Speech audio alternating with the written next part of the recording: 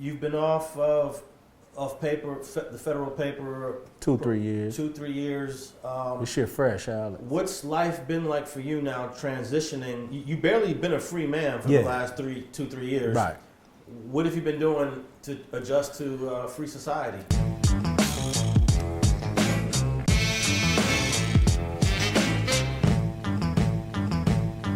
Well, you know what? This is the thing about it. You know what I mean? You know, I got kids. I got a lot of them.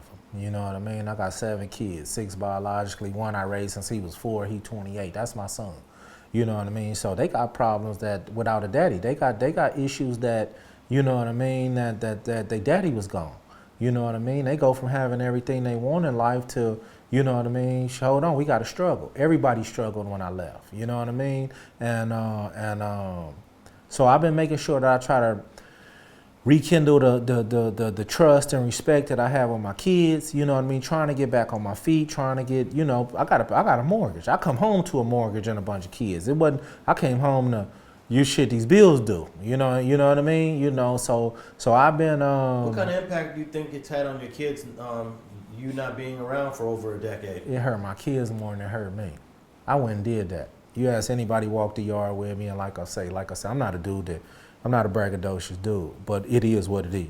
You ask anybody who walked the yard on me, the Parus, the Rips, the Hunters, you ask the homies who walked the yard with me, homie, it wasn't no hesitation about what a nigga was on. You know what I mean? I'm gonna push this line, you know what I mean? Then my ideology was, I'm gonna push this line till I get home.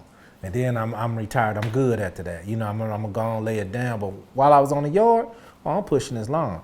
But it hurted my kids. You know, I never forget about a situation, and we laugh all the time and shit. My son, I'm in the hole and shit, my wife come visit me.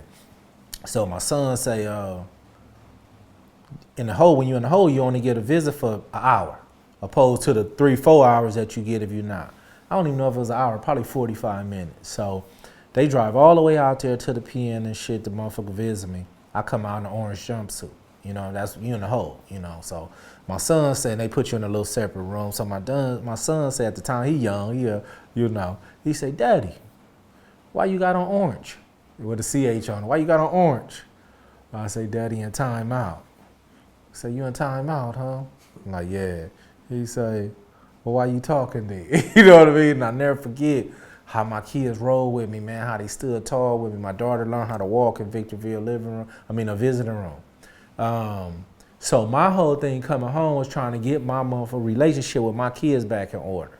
You know what I mean? So while I'm getting my kids back in order, don't forget I got 3 grown-ass kids who was left out here in the street, impressionable kids, left in the hood to be raised by the homies like I was because their father was gone. And this is a systematic cycle that goes on. So my kids was motherfucker raised by the homies who telling them bullshit.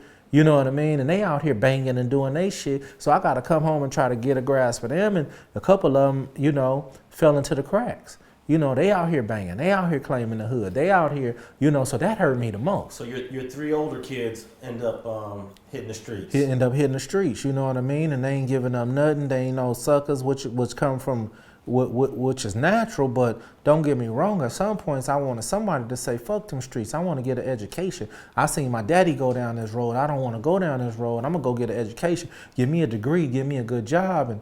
And them streets, like, you know, they like, hold on. I could sit here and say, yeah, you know, the streets is, the big homies influence, but no. Y'all made a conscious decision when y'all got old enough to go back to the hood, you know, but it was really out of the anger that stinking and told on my daddy, man, and you know what I mean, you know, but my younger set, it's a whole different environment. They focused on college, they focused on school, they gangs that's dumb shit to them. You know what I mean? And I champion them with it. You know what I mean? Now, when you came home, were you able to rekindle your relationship with Drew? Yeah, me and Drew was on the yard, though, at a couple pens. We was at Victorville and Lompoc. And Drew know how I carry mine. I think at the end of the day, Drew know that it ain't nothing but, because, you know, the streets and the pen is a different situation. You know what I mean? When I was on the streets, you know what I mean? You know, of course, you know, motherfuckers know who you are and this. Like, when you get on that yard, it's a whole different situation, and I turns up. You know what I mean? Hold on, homie. You know what I mean? I'm gonna represent geopolitics as what it is. Nigga, ain't no fucking up, ain't no stealing, ain't no whole lot of shit. Or you gonna get fucked up. So when the homies got on the yard, Lip was on the yard with me, you know what I mean? And them dudes know, homie, and motherfucker ain't giving up nothing. Niggas gonna go by the rules, homie, or it's gonna be an issue. You know what I mean? So all that cool shit I was with the homies on the streets. No, we got to the yard, homie. We in motherfucking home on this yard, homie. We got the Pisces, we got the Crips, we got the Serenos, you got all kind of motherfuckers that's against us. You gonna carry what it's supposed to be carried. You know what I mean? So at the end of the day, I'm gonna be honest with you. At the end of the day, I don't got Drew number, but I could probably call him right now. But I think Drew at the end of the day say, homie, I respect that nigga FG. Even when we disagree, I respect dude like 100% because he never did no faking. He never came from the back door. He never motherfucking shied away from shit. FG kept it 100 what it was. If you fucked up, homie, I'm gonna tell you fucked up. You know what I mean? You know, and I'm gonna teach you everything you need to learn about walking these motherfucking yards and navigating this motherfucking system. But Drew got told on just like I got told on by the same homie, you know what I mean? And Drew feel more fucked up than I fucked up because that was his homeboy. Me and Mob James wasn't homeboys. We knew each other, but they was friends, you know what I mean? And thus far, Drew has stayed quiet, right? Nah, Drew ain't quiet. No. Nah, Drew ain't quiet. Drew just, you know, he up in age now. You know what I mean? You know, Drew and them gotta be, you know, 55 or some shit. You know, you gotta think about it. They up in age. Drew ain't quiet, but Drew got the feelings of, fuck these niggas, they rats. You know what I mean? The ones who is, Drew feel the exact same way. Fuck these niggas, they rats. You know what I mean? He feel the same way about motherfucking Mob James. Thanks for watching StreetTV.net. If you're not subscribed, please hit that button below and click the bell to receive alerts and notifications. Feel free to comment below so you can give us your feedback, and be sure to watch the 2 related episodes to the right. If you want to support this platform or follow us on social media, visit the links in the description, and thanks for watching StreetTV.net.